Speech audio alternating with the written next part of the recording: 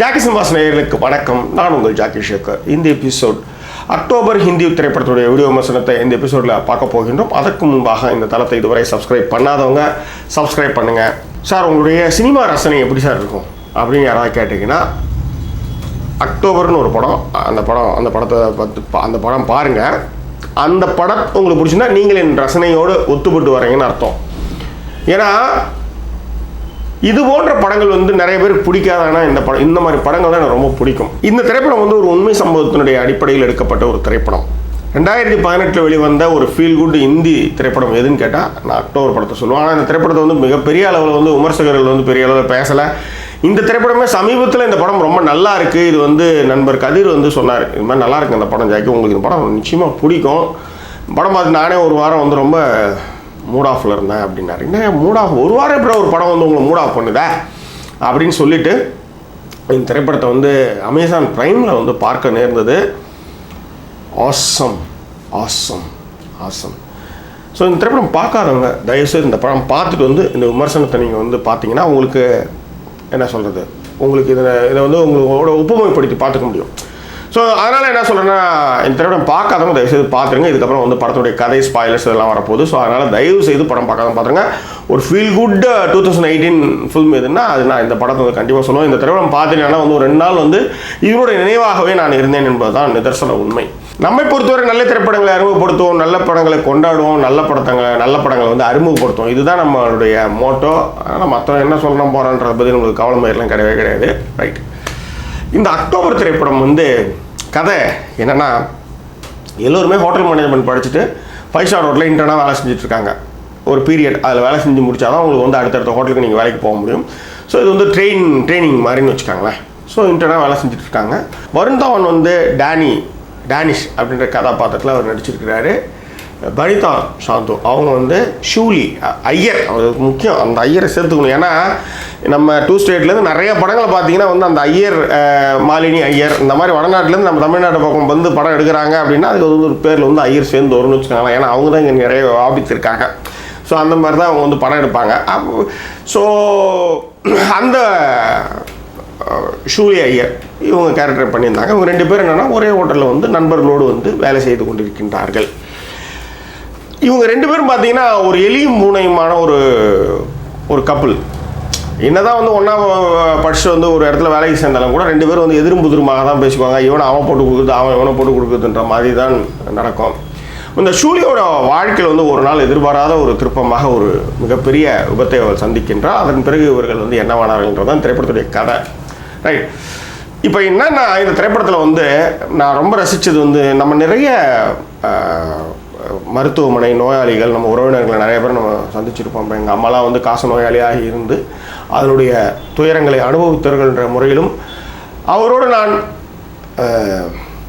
என்ன சொல்கிறது, அரசு மருத்துவமனையாக சுற்றித் திருந்தவன் என்ற முறையில் அந்த நோயின் வலியும் நோயாளினுடைய மன வேதனையும் நாம் நன்கு அறிவோம். ஸோ அந்த கஷ்டம்லாம் ரொம்ப கஷ்டம். அது என்ன சொல்கிறது, அது கூட ட்ராவல் பண்ணுறவங்க தான் அதனுடைய வலியும் வேதனையும் தெரியும். பட் இது ஒரு அம்மாவுக்கு ஒரு பையன் நான் செய்கிறேன், அப்பாவுக்கு செஞ்சுருக்கோம், மாதிரி நிறைய விஷயங்கள் மிக முக்கிய உறவு கூட்டங்களுக்கு நடுவில் நடக்கிற இந்த நோய் பிணியில் மாற்றவங்களை நம்ம பார்த்துக்கிறது ஒரு பெரிய விஷயம் இல்லை. ஆனால் எதிரும் புதிருமாக அடித்து கொண்ட 2 பேர், அதில் அவளுக்கு கோமா ஸ்டேஜுக்கு அவள் போயிட்டு அவகிட்ட சுயநினைவே இல்லை அப்படின்னும் பொழுதும் அவன் அவளை பார்த்துக்கிறதுக்காக மருத்துவமனையிலே தவமாக கிடக்கிறது ஒரு புதுவிதமான ஒரு கதை அமைப்பு. அதில் அவன் எப்படிலாம் அதை பார்த்துக்கிறான், அவளுக்கு எப்படிலாம் உணர்வுகளை மீட்டெடுக்கின்றான் அப்படின்றது மிக அற்புதமாக கவிதையாக திரைப்படத்தை சொன்னது தான் அதில் ரொம்ப விஷயம். கதை ஒன்லைன். இது அது நான் அதை கூட போய் சொல்கிறேன், ஒன்றும் கிடையாது. 2 பேரும் எதிரும் புதிரமாக இருப்பாங்க. நியூ இயர் டைமில் அவள் எல்லோரும் ட்ரிங்க் பண்ணிட்டு இருப்பாங்க. நியூ இயர் டைமில் அந்த கட்டமைக்க சொத்து மேலே மேலே ஏறி உட்காடுறப்ப வழிக்கு பனி பெஞ்சிருக்கும், வழிக்கு கீழே வந்துடுறான். 4வது மாடிலேருந்து கீழே டமால் வந்துடுறா. ஸ்பைனல் கார்டு அடிபட்டு போகுது, முகம் சரிந்து போகின்றது. ஸ்பைனல் கார்டு அடிபட்டு போயிடுது. அவளை படுத்து படிக்க ஆயிடுறா. பட் அவள் அந்த உட்காரத்துக்கு முன்னாடி ஒரே ஒரு வார்த்தை தான் சொல்லுவாள், அம்மா டேனி எங்கே, அவனை பார்த்து அவன் எங்கே போனான், அவனை காணவே காணாம் அப்படின்னு கேட்பான். இந்த ஒரு வார்த்தை அவன் அந்த பொண்ணுக்காக வருட கணக்கில் அவன் கூட இருப்பான். அவளை அப்படி பார்த்துக்குவான். அப்போ தான் தெரியும் இந்த 2 பேர், அதாவது காதல் என்பது நீங்கள் நினைக்கிற மாதிரி வந்து ஐ லவ் யூ சொல்கிறது, அதுக்கப்புறம் வந்து கட்டி பிடிச்சிக்கிறது, முட்டை மழை பொழியிறது, பார்க்கு பீச்சின்னு சுற்றுறது, அப்புறம் வந்து அது இல்லை காதல். காதல்ன்றது அது ஒரு உணர்வு சம்மந்தப்பட்ட விஷயம். அது வந்து ஒரு டெலிபதியாக வந்து உணரப்பட வேண்டிய விஷயம். அது நீ வந்து நினைக்கிறதுக்கு முன்னாடி அங்கே வந்து இதுதான் நடந்ததுன்னு சொல்கிறது தான் அங்கே மேட்றாங்க.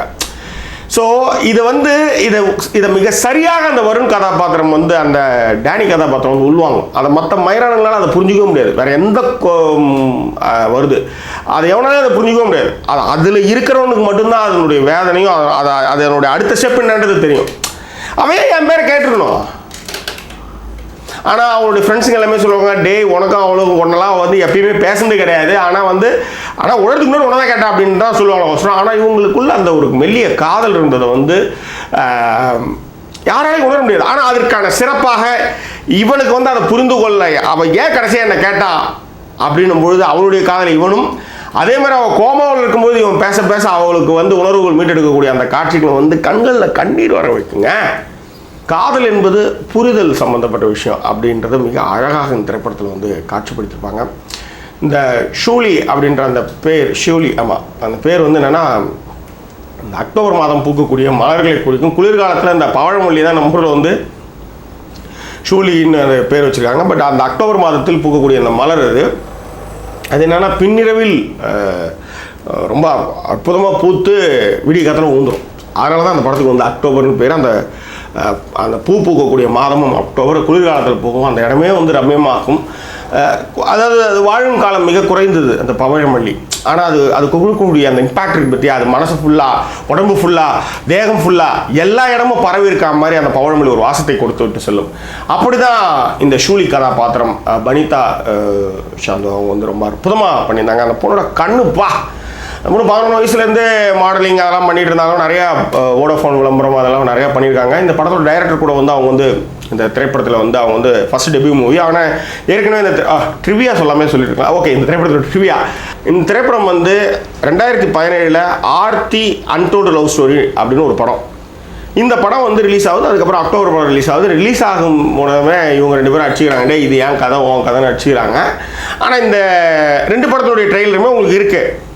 2 படமுமே வந்து ஆர்த்தி படத்துலேருந்து தான் அவங்க இன்ஸ்பயர் ஆகிட்டாங்கன்ட்டு இவங்க மேலே வந்து கேஸ்லாம் போட்டாங்க. ஆனால் என்னென்னா ஸ்க்ரீன் பிளே அசோசியேஷன் என்ன சொல்லிட்டாங்கன்னா, இது 2 பேருமே ஒரே சம்பவங்களுடைய அடிப்படையில் இன்ஸ்பயர் ஆகி எடுத்திருக்காங்க.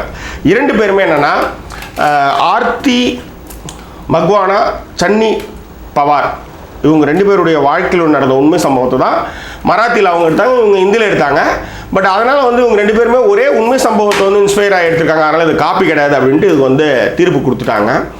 பட் நீங்கள் ஆர்த்தி மராத்தி படம் பாருங்கள், இந்த படம் பாருங்கள், இது எங்கேயோ இருக்குங்க. இந்த படம் எங்கேயோ இருக்கும். அப்படிப்பட்ட ஒரு படம் இது. அந்த உணர்தலை வந்து காதல் என்பது பேசாமல் உணர்தலில் கூட வந்து இந்த படத்தில் காட்சியில் வச்சுருப்பாங்க. ரைட், இந்த படம் வந்து மொத்தமே வந்து 38 நாளில் ஷூட் பண்ண ஒரு திரைப்படம். வருண் தவானுடைய கதாபாத்திரங்கள் இந்த திரைப்படம் வந்து ஒரு டிஃப்ரெண்ட்டான ஒரு கதாபாத்திரம். அதேமாதிரி பெனிதா சாந்தோ வந்து அவ்வளோ அற்புதம். ஏன்னா பெனிதா சாந்தோடைய கேரக்டரில் ஃபஸ்ட்டு தீபிகா படுகோன் தான் நடிக்கிறதா இருந்தாங்க. பட் இந்த மாதிரி படுக்க அப்படி இப்படின்னும் பொழுது அது நடிக்கலாம். பட் பெனிதா சாந்தோ வந்து அவ்வளோ ஒரு கட்ஸாக அந்த படத்தில் வச்சுருக்காங்க. ஹேர்லாம் வந்து ரிமூவ் பண்ணி சின்னதாக பாப் கட் மாதிரி ஆக்கி. பட் கண்ணு நான் கண்ணு சார் அது அப்படின்வாங்கள்ல, அது வந்து இந்த ஹீரோயினுடைய கண் வந்து அப்படிப்பட்ட ஒரு மெஸ்மரைசிங் ஐ. அது அருண் தவான் வந்து அந்த பொண்ணை தூக்கிட்டு போகும்பொழுது அந்த முட்டைக்கண்ணை வச்சு அந்த கோமா ஸ்டேஜ்லேருந்து மீண்டும் பொழுது அந்த ஒரு ஷாட்டில் பார்க்குறேன். அந்த ஷாட்டு 1000 கவித்துவமான கவிதைகளுக்கு சமம். அந்த ஒரு ஷாட், சிங்கிள் ஷாட்டு. இந்த திரைப்படத்தினுடைய 30 நாள் காட்சிகள், அதாவது 30 days வந்து 5 ஸ்டார் ஹோட்டல் டெல்லியில் தான் வந்து இதுக்கு ஹோட்டல் மேனேஜ்மெண்ட் ஸ்டூடெண்ட் அந்த காட்சிகள்லாம் வந்து டெல்லியில் இருக்கிற 5 ஸ்டார் ஹோட்டலில் தான் இது வந்து ஷூட் பண்ணாங்க. ஆக்சுவலி ஜூஹி சதுர்வேதி தான் இந்த திரைப்படத்துடைய திரைக்கதையை வந்து எழுதியிருக்கின்றார். இந்த திரைப்படத்துடைய இயக்குனர் வந்து சுர்ஜித் சுர்கார் வந்து இந்த திரைப்படத்தை இயக்கியிருக்கின்றார். நம்ம ஊரில் வந்து இப்படிலாம் ஒரு படம் எடுக்கிறதுக்கு ஆட்கள் இருக்காங்களா, இப்படிலாம் எடுப்பாங்களா அப்படின்லாம் நம்ம வந்து சில வெளிநாட்டு திரைப்படங்களை பார்த்து நம்ம இயங்கியிருக்கோம். அப்படியான ஒரு அற்புதமான ஒரு ஃபீல் குட் திரைப்படத்தையும் ஒரு உண்மை சம்பவத்தை வந்து மிக கவித்துவமாக காட்சிப்படுத்திய வகையில் இந்த திரைப்படம் வந்து ஒரு மிக முக்கிய ஒரு திரைப்படம்.